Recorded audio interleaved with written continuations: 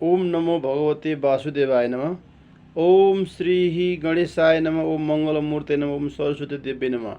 आदरणीय दाजुभाइ तथा दिदीबहिनीहरू, इष्टमित्र, कुलकुटुम्ब, सबै आफन्तजनहरूमा राशिफलको पर्खाइमा बसिरहनुभएका सम्पूर्ण मित्रहरूमा म बिहानैको राशिफलमा सबैलाई स्वागत गर्दछु, हार्दिक नमस्कार गर्दछु, एकदम न्यानो अभिवादन टक्राउँदछु। स्वीकार्नुहोस् यो न्यानो अभिवादन र राशिफल सुनेर आफूले दिनभरिको आफ्नो योजनाहरू तयार गर्नुहोस्। र राशिफल सुनिसकेपछि तपाईँलाई चित्त बुझ्यो भने एउटा लाइक अवश्य पनि गर्नुहोला र कहाँबाट हेर्दै हुनुहुन्छ त्यो पनि कमेन्ट बक्समा जनाउनुहोला। र उचित सल्लाह र सुझावको लागि एकदम धेरै स्वागत गर्नेछौँ हामी, र हामीलाई पनि थप हौसला र उमङ्गहरू बढ्नेछन्, हामीलाई पनि थप प्रेरणाहरू बढ्नेछन्। र तपाईँ पहिलोपल्ट हेर्दै हुनुहुन्छ भने एउटा सब्सक्राइब गरेर हामीसँग जोडिनुहोला। सुरु गरौँ आजको तिथिमिति तर्फबाट।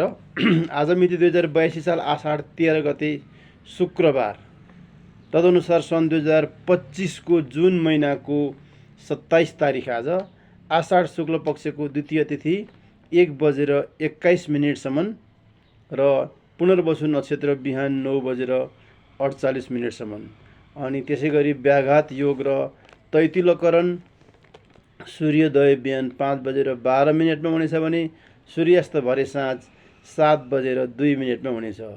चन्द्रमा बिहान 7 बजेसम्म मिथुन राशिमा र त्यसपछि कर्कट राशिमा उत्तर दिशातिर रहनेछन्।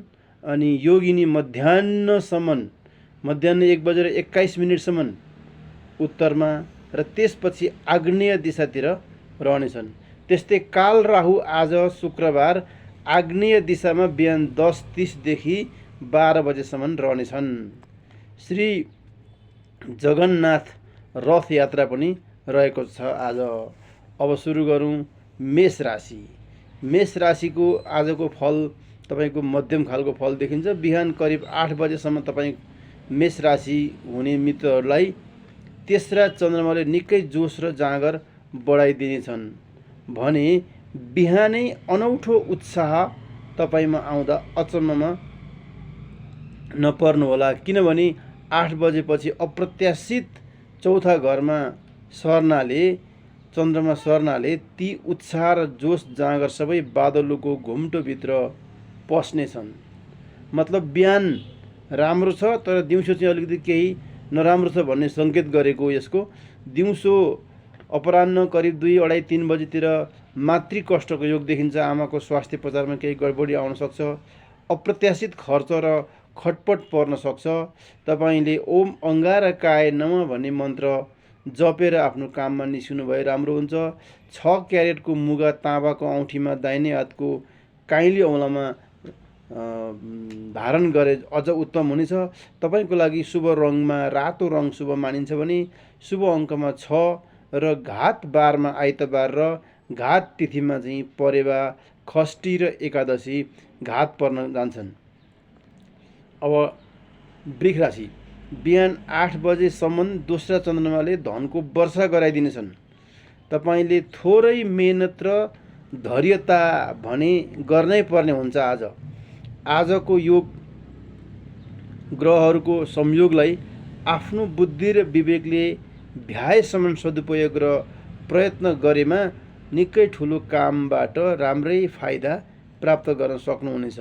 तपाईँ वृष राशि हुने मित्रहरूले दिउँसो पनि चन्द्रमा तेस्रा घरमा यानि कि पराक्रम र बन्धु स्थानमा जानाले आँट हौसला निकै बढ्नुको साथै बन्धु बान्धवतिरको शुभ समाचार पनि प्राप्त हुनेछ। ओम सुम शुक्राय नमः भन्ने मन्त्र जपेर आफ्नो काममा निस्किनुहोला। अनि त्यहाँबाट आधा क्यारेटको हिरालाई सुनमा अथवा प्लाटिनियममा दाहिने हातको कान्छी औँलामा धारण गरे उत्तम हुन्छ।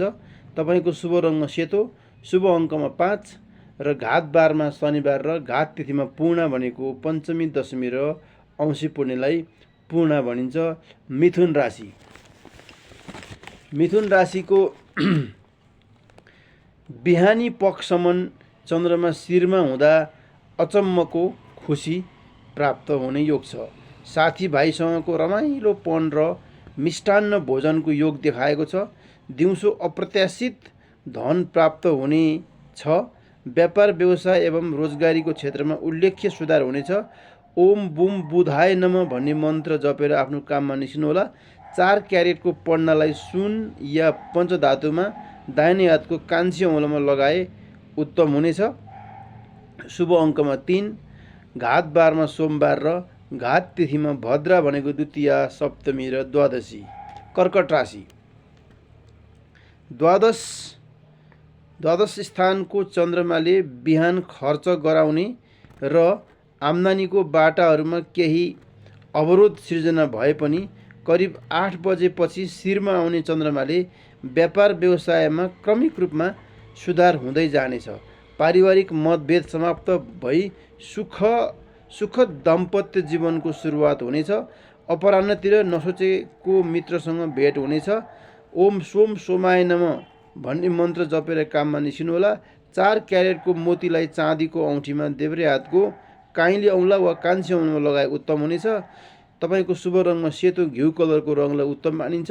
तपाईँको शुभ अङ्कमा 6 र घात बारमा बुधबार र घात तिथिमा भद्रा यानि कि द्वितीया, सप्तमी र द्वादशीलाई घात तिथि मानिन्छ तपाईँ कर्कट राशि हुने मित्रहरूको लागि। अब सिंह राशि। 12औं चन्द्रमा र लग्नको केतु मङ्गलले तपाईँ सिंह राशि हुने मित्रहरूलाई आज दिनभर अप्रत्याशित र अकल्पनीय खर्च हुन जाने दिन छ। आशा गरेका व्यक्तिबाट धोका हुन सक्नेछ। पारिवारिक विवाद र छिमेकीसँग मनमुटाव पनि बढ्न सक्छ। अत्यन्तै संयमित भएर चल्नुपर्ने दिन छ। ओम घृणी सूर्याय नमः भन्ने मन्त्र जपेर काममा निस्किनुहोला। 3 क्यारेटको रुबी वा माणिक्यलाई सुन या पञ्चधातुमा दाहिने हातको काइली औँलामा लगाए अति उत्तम हुनेछ। तपाईँको लागि शुभ रङमा रातो रङ रहेको छ भने रातो बैजनी रङको रङ उत्तम हुन्छ। अनि शुभ अङ्कमा 5 र घात बारमा शनिबार र घात तिथिमा जया भनेको तृतीया, अष्टमी र त्रयोदशी तिथि घात पर्दछन्। अब कन्या राशि। 11 चन्द्रमाले आज तपाईँ कन्या राशि हुने मित्रहरूको जीवनमा एउटा नौलो हलचल ल्याइदिनेछन्। सोच्दै नसोचेको व्यक्तिबाट निकै ठुलो र महत्त्वपूर्ण सहयोग प्राप्त हुन जाने दिन छ। सवारी प्राप्ति हुने योग छ। नयाँ सवारी साधन कुदाउनु पर्ने दिन छ आज, तथा वैदेशिक यात्राको पनि सम्भावना रहेको छ। ओम बुम बुधाय नमः भन्ने मन्त्र जपेर काममा निस्किनुहोला। 4 क्यारेटको पन्नालाई सुन या पञ्चधातुमा दाहिने हातको कान्छी औँलामा लगाए उत्तम हुनेछ। तपाईँको शुभ अङ्कमा 3 र शुभ रङमा हरियो निलो रहेको छ भने अनि घात बारमा शनिबार र घात तिथिमा पञ्चमी, दशमी, पूर्णे र औँसी घात पर्न गए। तुला राशि। 10औं चन्द्रमाले व्यापार तथा व्यवसायबाट निकै ठुलो फाइदा पुग्ने दिन छ। पिताको स्वास्थ्यमा सुधार हुनुका साथै कुनै एउटा महत्त्वपूर्ण नयाँ काममा हात हाल्नुपर्ने दिन छ। पारिवारिक सुख एवं प्रेम जीवन सफल हुने दिन छ। आधा क्यारेटको हिरा, प्लाटिनियम या सुनमा दाहिने हातको कान्छी औँलामा लगाए उत्तम हुनेछ। शुभ अङ्कमा 5 र शुभ रङमा सेतो कलजी अनि घात बारमा बिहिबार र घात तिथिमा चौथी, नवमी र चतुर्दशी रहेका छन्। वृश्चिक राशि। बिहान 8 बजेसम्म 8औं चन्द्रमा परेकाले कुनै महत्त्वपूर्ण काममा हात नहालेको राम्रो। 8 बजेपछि 9औं चन्द्रमाले भाग्य चम्काइदिने छन्। विशेष धार्मिक तथा सामाजिक कार्यक्रममा सहभागी हुनुपर्ने र सामाजिक प्रतिष्ठामा पनि आज निकै माथि पुग्ने देखिन्छ। 6 क्यारेटको मुगालाई तामाको औँठीमा दाहिने हातको काइली औँलामा लगाए उत्तम हुनेछ। शुभ रङमा रातो सिमरी कलरको र शुभ अङ्कमा 7 रहन गएको छ भनेदेखि घात बारमा शुक्रबार र घात तिथिमा परेवा खस्ती र एकादशीलाई घात मानिएको छ। धनु राशि। आज दिनभर अर्थात् बिहान 8 बजेदेखि 8औं चन्द्रमा परेका कारणले गर्दा अनावश्यक यात्रा र खर्चले चाहिँ हैरान हुनेछ। आफ्नो हातले नगरेको राम्रो। आज कुनै पनि महत्त्वपूर्ण काम आफ्नो हातले नगरेको राम्रो छ। खाना खाने बेलामा निकै ठुलो विवाद पर्न सक्ने छ र त्यसको निकै ठुलो विवादको सामना गर्नुपर्ने हुनसक्छ। आजको दिन तपाईँ धनुराशि हुने मित्रहरूले अति नै संयमित भएर एक झापड खाए पनि सहेर हिँड्नुपर्ने दिन छ। ओम ब्रीम बृहस्पतये नमः भन्ने मन्त्र जपेर निस्किनु भयो। कतै निस्किनु पर्ने भयो भने 4 क्यारेटको पुष्पराज चुन या पञ्चधातुमा दाहिने हातको चोरमलमा लगाए उत्तम हुनेछ। तपाईँको शुभ रङ्ग पहेँलो हो भने शुभ अङ्क 4 हो। अनि घात बार शुक्रबार र घात तिथि चाहिँ नन्दा यानि कि परेवा खष्टी र एकादशी तिथि चाहिँ घात पर्न गयो। तपाईँ धनु राशि हुने मित्रहरूको लागि। अब मकर राशि, बिहानै अप्रत्याशित खर्च गर्नुपर्ने र आर्थिक सङ्कट आए पनि मध्याह्नपछि समस्याहरू बिस्तारै समाधान हुँदै जानेछन्। मध्याह्नपछि पारिवारिक सुख एवं आफ्नो आफन्तजनसँग भेटघाटले मन प्रस्फुल्लित हुन जाला। व्यापार व्यवसाय एवं रोजगारीको क्षेत्रमा नसोचेको सफलता हासिल हुन जाला। ओम सोम शनेश्वराय नमः भन्ने मन्त्र जपेर काममा निस्किनु होला। 4 क्यारेटको निलम सुन या पञ्चधातुमा दाहिने हातको माझी औँलामा लगाए उत्तम हुनेछ। शुभ रङमा निलो र शुभ अङ्कमा 4। अनि घात बारमा मङ्गलबार र घात तिथिमा रिक्ता भनेको चौथी, नवमी र चतुर्दशी पर्न गए। कुम्भ राशि, अस्वस्थता र चिन्ताले दिनभर सताउने दिन छ। शोक सम्बन्धी समाचार प्राप्त हुने दिन, शोक सम्बन्धी समाचार पनि आउन सक्छ। पारिवारिक खटपट र प्रेममा बिछोड हुने सम्भावना छ। लेनदेनमा निकै ठुलो विवाद पर्न सक्ने भएकाले ओम सोम शनेश्वराय नमः भन्ने मन्त्र जपेर काममा निस्किनु होला। 4 क्यारेटको निलमलाई सुन या पञ्चधातुमा दाहिने हातको माझी औँलामा लगाए उत्तम हुनेछ। शुभ रङमा निलो र कालो दुईटै बराबर छन् भनेदेखि शुभ अङ्कमा 2 र घात बारमा बिहिबार र घात तिथिमा जया भनेको तृतीया, अष्टमी र त्रयोदशी रहन गए। अब मीन राशि, पञ्चम चन्द्रमाले सन्तान तथा पुत्र सुख विद्या आर्जन हुने योग देखायो। मन चङ्गा र फुर्ती हुने दिन छ।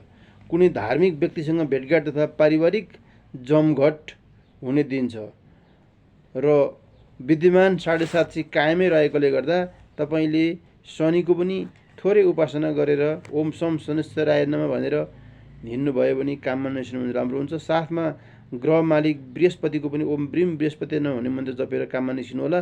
4 क्यारेटको पुष्पराजलाई सुन या पञ्चधातुमा दाहिने हातको चौरमलमा लगाए उत्तम हुनेछ। अनि शुभ अङ्कमा 9 र शुभ रङमा पहेँलो पिङ्क कलरको। अनि घात बारमा शुक्रबार र घात तिथिमा चाहिँ पूर्णा तिथि भनेको पञ्चमी, दशमी, औँसी र पूर्णिमालाई घात मानियो तपाईँ मीन राशि हुने मित्रहरूको लागि। हवस् त, अब भोलिसम्मको राशिफल भोलि फेरि अर्को राशिफल लिएर उपस्थित हुनेछु।